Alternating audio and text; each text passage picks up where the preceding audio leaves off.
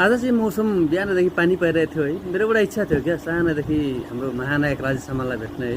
एउटा सुनौलो अवस्था जुरिरहेको थियो विराट चोकको तपाईँलाई होटल नेपारिका भन्नेमा उहाँ आउनुभएको छ भन्ने मलाई जानकारी दिनुभयो हाम्रो राम दाइले। म भित्र गएर पर्खिरहेँ, उहाँले फोन गर्नुभयो वेट गर्नुभयो भनेर है। म पर्खिरहेँ कतिखेर आउनुहुन्छ भनेर। होटल विशाल थियो अनि परबाट मलाई राम दाइ लिन आउनुभयो है।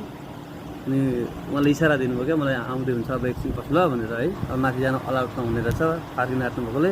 उहाँ आउनुभयो, उहाँ आएपछि सबैसँग फोटोहरू खिच्न थाल्नुभयो है। त्यहाँदेखि बाहिर निस्किनु भयो है। अनि पालो आयो मेरो।